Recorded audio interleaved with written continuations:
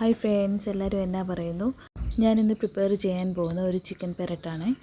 ഇന്ന് ഞാൻ ഈ കറി ഉണ്ടാക്കാൻ പോകുന്ന ചട്ടിയിലാണ്. ചട്ടി നന്നായിട്ട് ചൂടായിട്ട് വരുമ്പോഴത്തേന് കുറച്ച് വെളിച്ചെണ്ണ ഒഴിക്കണേ. വെളിച്ചെണ്ണ നന്നായിട്ട് ചൂടായി വരുമ്പോഴത്തേന് കുറച്ച് കടുക് ഇടണേ. കടുക് പൊട്ടി വരുമ്പോഴത്തേന് അരിഞ്ഞു വെച്ച തേങ്ങാക്കൊത്തും കൂടി ഇട്ടിട്ട് നന്നായിട്ടൊന്ന് വറുത്തെടുക്കണേ. തേങ്ങാക്കൊത്ത് ഒരു ഗോൾഡൻ ബ്രൗൺ കളറായാൽ മതിയേ.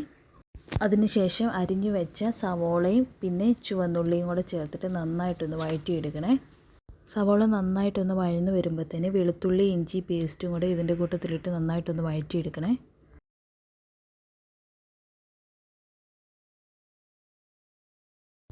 ഞാനൊരു 2 പച്ചമുളകും കൂടി ഇടുന്നുണ്ട് എരിവിന് വേണ്ടിയിട്ട്. പിന്നെ കുറച്ച് കറിവേപ്പിലയും കൂടി ഇട്ടിട്ട് നന്നായിട്ടൊന്ന് ഇളക്കിയെടുക്കണേ. സവോളയൊക്കെ നന്നായിട്ട് വഴന്നൊരു ബ്രൗൺ കളറാകാൻ വേണ്ടിയിട്ട് കുറച്ച് ഉപ്പും കൂടെ ചേർക്കാവേ. എന്നിട്ട് എല്ലാം കൂടെ ഒന്ന് ഇളക്കിയെടുക്കണേ.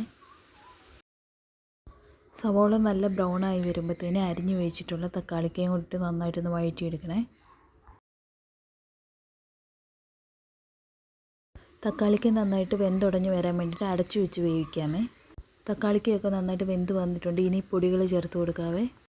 ഞാൻ പൊടിയായിട്ട് ചേർത്തിരിക്കുന്നത് 3 സ്പൂൺ മല്ലിപ്പൊടിയും 2 സ്പൂൺ മുളക് പൊടിയും ഒരു 1/2 സ്പൂണ് മഞ്ഞൾപ്പൊടിയും പിന്നെ ഗരം മസാലയും ചേർത്തിട്ടുണ്ട്. പിന്നെ മസ്റ്റായിട്ടും ക്രഷ് ചെയ്തിട്ടുള്ള കുരുമുളക് ചേർക്കണേ. എന്നിട്ട് ഇതെല്ലാം കൂടെ ചേർത്തിട്ട് നന്നായിട്ടൊന്ന് വരട്ടിയെടുക്കണേ.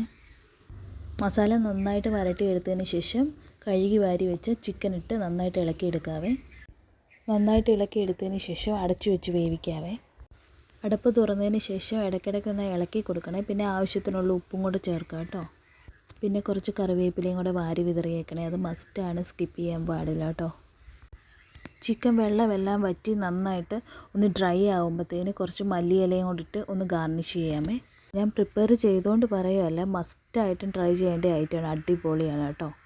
പിന്നെ ഒരുപാട് പേര് റിക്വസ്റ്റ് ചെയ്തിട്ടുണ്ടായിരുന്നു ഫുഡ് കഴിക്കുന്നതിൻ്റെ വീഡിയോ ഒന്ന് ചെയ്യുമെന്ന്. അപ്പം ഞാൻ ചൂട് ചോറും പിന്നെ കോവയ്ക്ക തോരനുമാണ് സൈഡായിട്ട് വെച്ചിരുന്നത്. പിന്നെ ഈ ചിക്കൻ പുരട്ടി വെച്ചിട്ടുണ്ട്. പിന്നെ മോരുകറി,